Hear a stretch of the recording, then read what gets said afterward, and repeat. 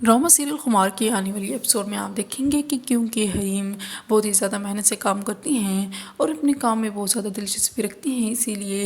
مدثر اس کی تعریف کر رہا ہوتا ہے اور کہتا ہے کہ بلیو می، کافی لوگوں نے میرے ساتھ کام کیا ہے لیکن آج تک کوئی بھی انسان ایسا نہیں آیا جس نے آپ کی طرح اتنی توجہ سے کام کیا ہو۔ وہ حریم کی تعریف کر ہی رہا ہوتا ہے کہ وہاں پر اس کی بیوی آ جاتی ہے اور کہنے لگ جاتی ہے کہ اتنی تعریف تو آپ نے کبھی میری نہیں کی، اور یہ بات تو بالکل سچ ہے کہ مرد کو پرائی عورتوں کی تعریف کرنی آتی ہے اور خوبیاں بھی صرف اور صرف انہیں کی نظر آتی ہیں، اپنی بیوی کی تو کوئی خوبیاں ہی نظر نہیں آتی۔ مدثر کو ذیلیما پر بہت ہی زیادہ غصہ آ رہا ہوتا ہے کہ وہ اس طرح اس کے آفس میں آ جاتی ہے اور وہ اس سے سوال بھی کرتا ہے کہ تم میرے آفس میں کیوں آئی ہو؟ پھر وہ کہتی ہے کیوں میرے آنے کی آپ کو امید نہیں تھی کیا؟ حریم بھی اس کی باتیں سن رہی ہوتی ہے کیونکہ وہ جانتی ہے کہ اس کی نیچر کیسی ہے، اور پھر حریم وہاں سے اٹھ کر چلی جاتی ہے۔ اور دوسری طرف فائز کو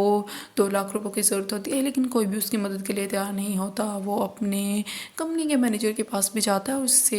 مدد مانگتا ہے اور کہتا ہے کہ مجھے صرف 2 لاکھ روپے کی ضرورت ہے، اگر آپ کے پاس ہوں تو آپ دے دیں، لیکن وہ بھی انکار کر دیتا ہے اور کہتا ہے کہ کمپنی سے ہی میں اپنا گھر چلاتا تھا، اب تو میں بھی مانگ مانگ کر گزارا کر رہا ہوں اور میرے پاس بھی اتنے پیسے نہیں ہیں جو میں آپ کی مدد کر سکوں۔ فائز کو اس بات کا بہت دکھ ہوتا ہے کہ کوئی بھی اس کی مدد کے لیے تیار نہیں ہوتا۔ پھر فائز کو اپنا ایک دوست یاد آ جاتا ہے اور فائز پھر وہی فیصلہ کرتا ہے اس کے پاس جائے گا، اور پھر اس کی کمپنی کا مینیجر بھی کہتا ہے کہ آپ کو اپنی دوستوں کے پاس جانا چاہیے کیونکہ آپ نے کافی لوگوں کی مدد کی ہے، وہ بھی آپ کی مدد ضرور کریں گے، مجھے امید ہے اس بات کی۔ پھر فائز اپنے دوست کے پاس جاتا ہے، اس سے مدد مانگتا ہے اور کہتا ہے کہ میں نے تمہاری مشکل وقت میں مدد کی تھی اور ہمیشہ میں تمہارے ساتھ کھڑا رہا ہوں، لیکن آج مجھ پر مشکل وقت آ گیا ہے اور مجھے تمہاری مدد کی ضرورت ہے۔ پھر وہ اس سے کہتا ہے کہ کیا مدد چاہیے؟ پھر فائز جب اسے بتاتا ہے کہ اسے 2 لاکھ روپے چاہیے تو وہ بھی انکار کر دیتا ہے اور بہانہ بنا دیتا ہے کہ اس کے پاس اتنی رقم نہیں ہے۔ فائز کو اس بات کا بہت دکھ ہوتا ہے کہ اس نے جس کی بھی مشکل وقت میں مدد کی تھی آج کوئی بھی اس کے مشکل وقت میں اس کے ساتھ نہیں کھڑا۔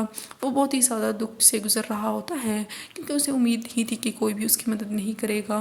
اور پھر فائز یہی بات کہتا ہے کہ لوگ سب سے پہلے احسانات ہی بھول جاتے ہیں جو ہم نے ایک دوسرے پر کیے ہوتے ہیں۔ فائز کی جب کوئی مدد نہیں کرتا تو وہ مایوس ہو کر سیڑھیوں میں بیٹھ جاتا ہے اور وہاں رونے لگ جاتا ہے۔